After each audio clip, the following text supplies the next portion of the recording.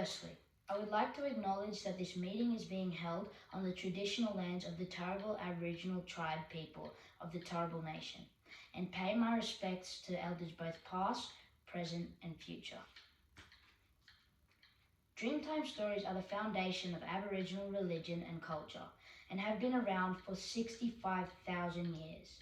Over thousands of years, they were passed down from generation to generation in over 250 languages and 800 dialects.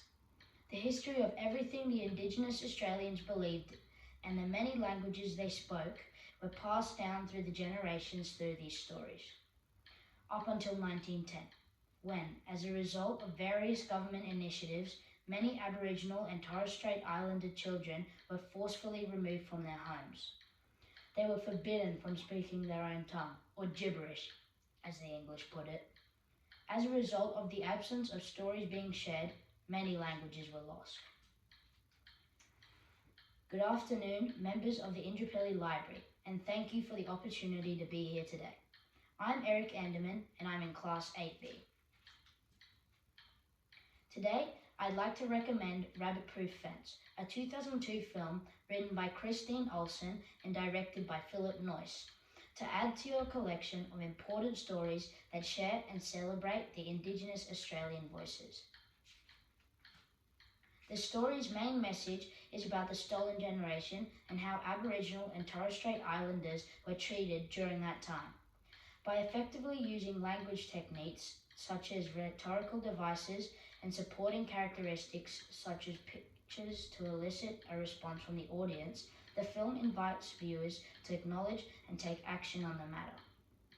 The vivid actions in the removal scene, as well as the comments regarding the treatment of Indigenous Australians in the unwanted third race scene, conveys the story message.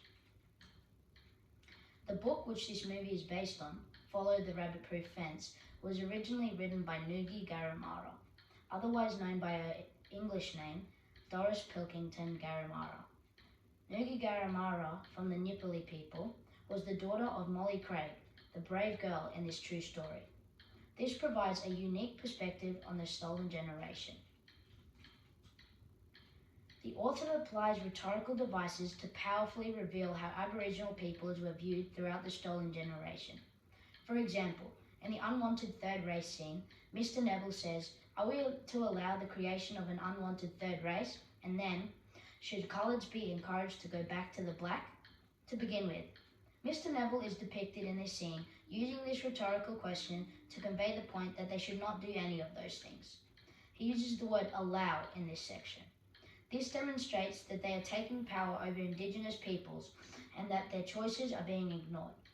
Second, he refers to Indigenous Australians as black, implying that they saw them as nothing more than a colour, not human beings.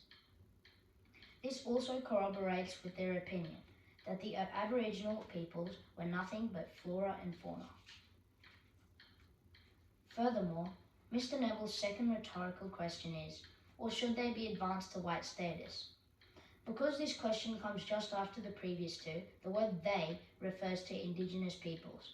He says advanced to white status in this line, clearly implying that they are considered lower class and that white status is superior. But both of these examples urge the audience to acknowledge and comprehend the cruelty of European settlers' beliefs, allowing viewers to identify with the stolen generation message. The author also uses images, angles, and acting to depict the chaos and suffering that the stolen generation has brought to the Indigenous peoples of Australia. In the removal scene, for example, as the car drives away with the children, the grandmother, powerless to prevent the kidnapping, sits on the ground wailing and beating herself on the head with a rock. This indicates that she is in so much suffering that she would prefer to do something like this than deal with her mental distress.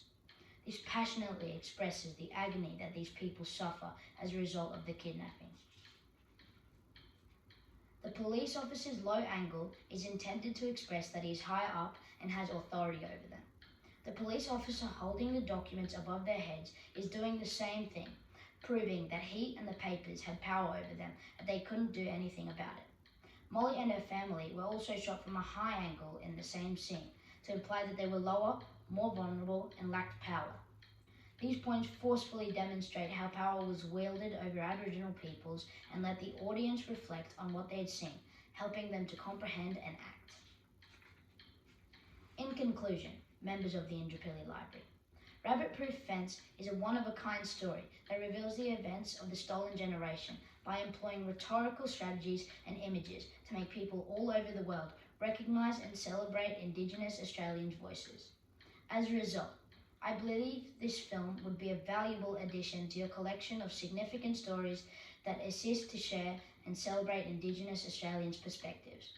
Now, are you going to stand up for Aboriginal and Torres Strait Islander people's unheard voices?